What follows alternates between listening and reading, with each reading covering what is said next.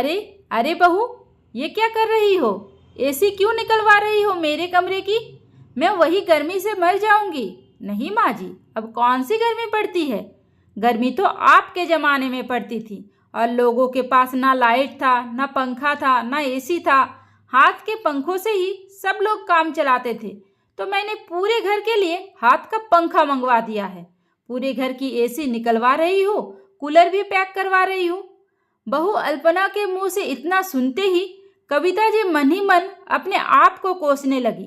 कहाँ से मैंने बहू के सामने पहले जमाने की बातें छेड़ दी?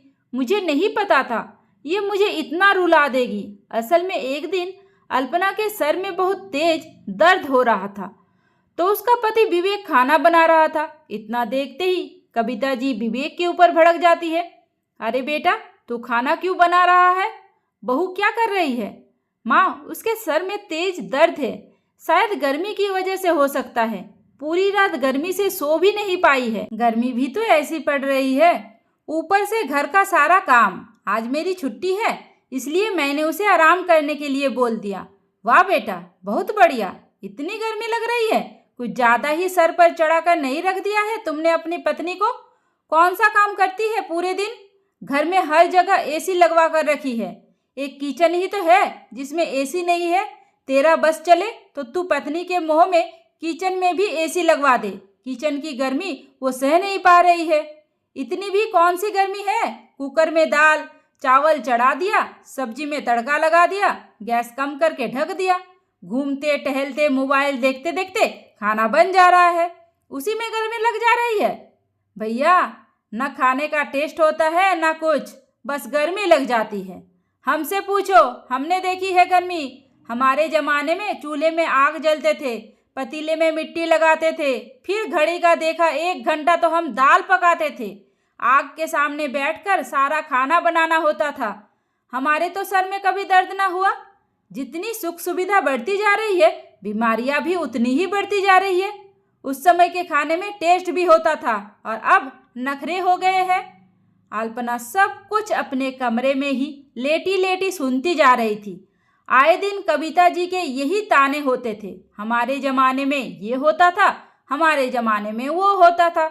उनके कहने के हिसाब से अब के ज़माने में इतनी सुख सुविधा है कि काम तो कुछ रह ही नहीं गया है, सब कुछ यूँ हो जाता है। फिलहाल तो माँ की बात को अनसुना करते हुए विवेक चुपचाप अपने कमरे में जाता है और अपने सारे गंदे कपड़े निकाल धोबी को देने जाता है।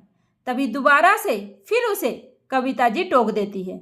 अरे बेटा, तू तो अपनी बीवी से भी 2 कदम आगे निकल गया। थोड़ा सा सर दर्द क्या हुआ, तूने तो सारी जिम्मेदारी ही संभाल लिया।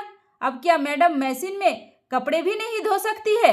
उसमें कौन सी मेहनत करनी पड़ती है? मशीन है, कपड़े डालो, बटन घुमाओ, घर करके कपड़े धुल गए। अब क्या उतना भी नहीं कर सकती है?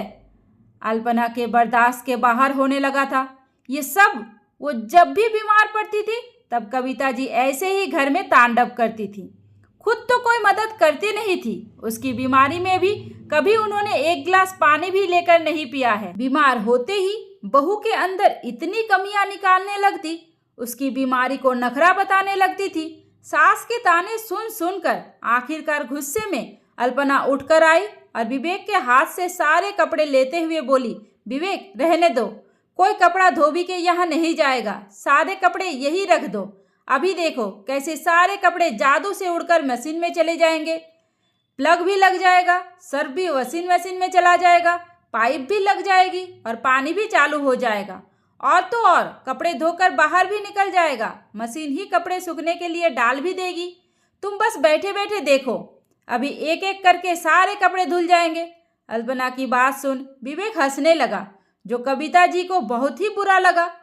बड़ा ही टेढ़ा बोलते हुए उन्होंने अल्पना से कहा, बहू गलत क्या कहा मैंने? सही तो कह रही, जितनी ही सुख सुविधा है उतनी ही तकलीफें होती जा रही है।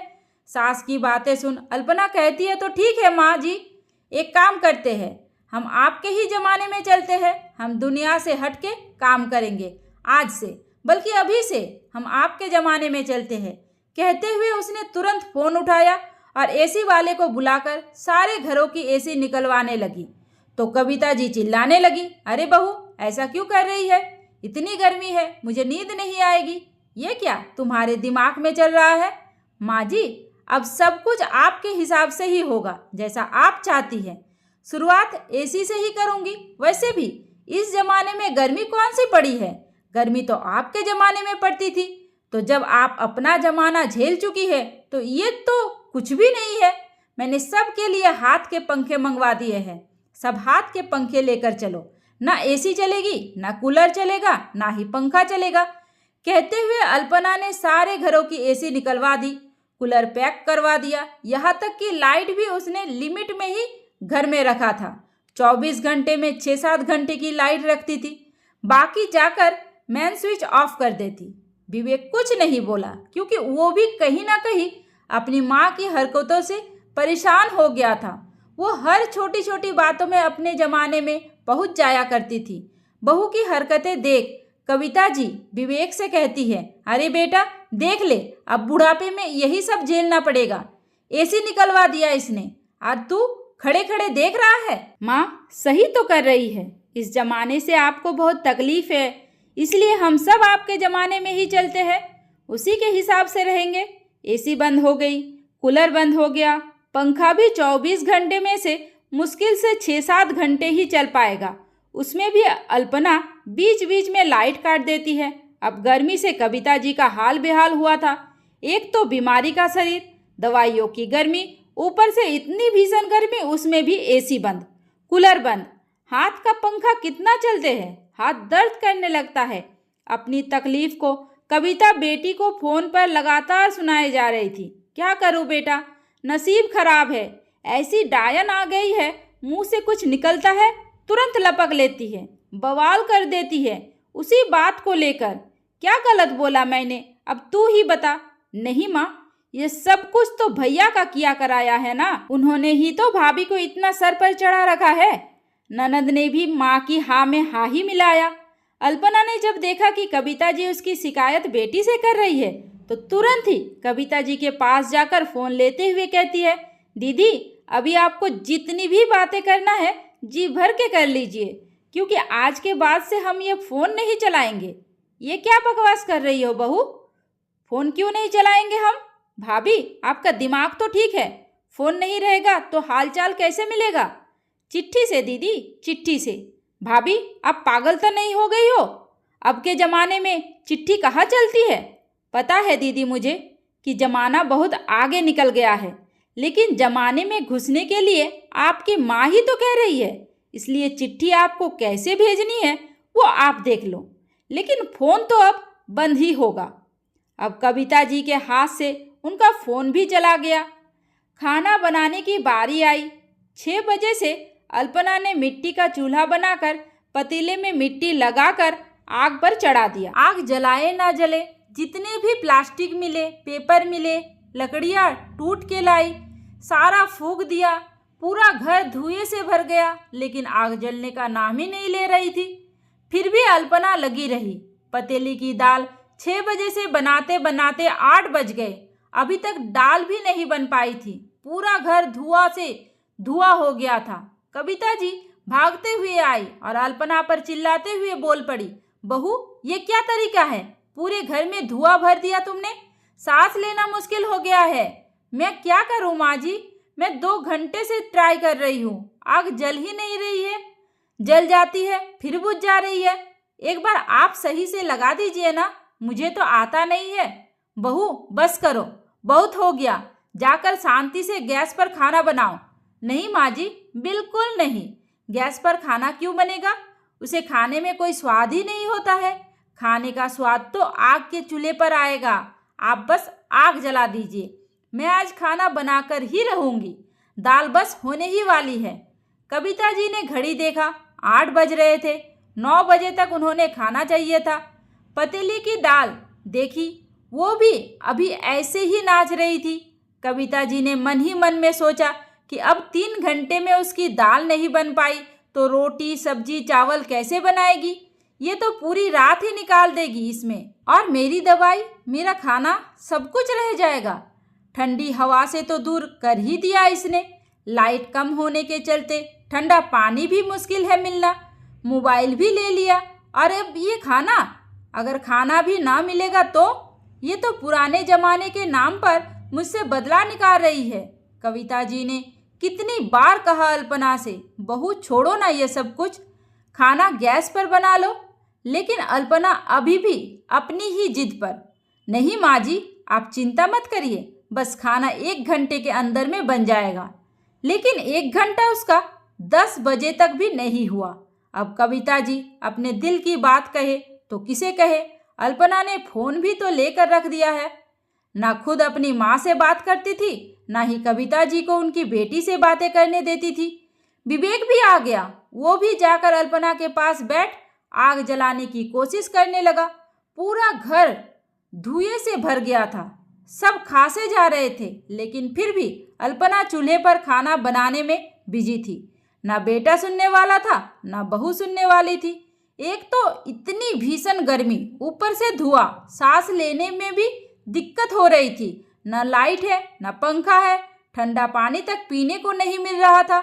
कविता जी बुरी तरह से परेशान हो गई थी। ऐसे तो 2 दिन भी काटना मुश्किल था। आखिरकार हार गई कविता जी और बाल्टी का पानी उठाकर चूल्हे के ऊपर फेंक दिया और चीखते हुए बोली, बस कर बहू, बस करो, मैं हार गई, तू ही जीत जा। अब जाकर जल्दी से गैस पर खाना बना, मेरी दवाई खाने के लिए लेट हो रहा है, भूख भी लगी है। सबसे पहले घर की लाइट ऑन कर और एसी वाले को बुलाकर सारी एसी फिट करा। इतना सुनते ही मुस्कुरा पड़ी अल्पना, अनजान बनते हुए बोली, क्या हुआ माँ जी, अभी तो 1 ही दिन हुआ है, इतनी जल्दी आपको समझ में आ गई बातें? जिसकी तेरी जैसी बहू रहेगी ना, वो समझ ही जाएगी। बहू अब ज़्यादा मुंह मत खुला, जा जैसे काम करती थी वैसे ही काम कर। माँ जी, बात मुंह खुलवाने की नहीं है, बात समय की है। आपके ज़माने में जो था, आप लोग उसी के हिसाब से थे, माहौल उसी के हिसाब से था। धीरे धीरे समय बदलता गया, माहौल बदलता गया, लोग इस माहौल में ढलते चले गए। लेकिन अफसोस कि आप जैसे ही कुछ लोग अभी भी उस जमाने को याद करके बहू को दिन भर कोसती रहती है। माँ जी, जमाने के हिसाब से बदलना भी जरूरी होता है। जरूरी नहीं कि मैं जैसी हूँ वैसे ही मेरी बेटी और बहू भी रहेगी। बहू की बातें सुन कविता जी ने कुछ भी नहीं कहा। वो चुपचाप अपने कमरे में चली गई। कहीं ना कहीं उन्हें ये बात भी समझ में आ गई कि समय की तुलना नहीं की जा सकती। अल्पना ने इतना जो ताम झाम फैलाया था, उससे तो भले ही इतना सारा नुकसान हो गया, काम बढ़ गया, इसी को दोबारा फिट करवाना पड़ा, नुकसान तो हुआ, लेकिन फ़ायदा यह हुआ कि इन हरकतों के बाद कविता जी ने कभी भी अल्पना के सामने अपने ज़माने की तुलना नहीं की।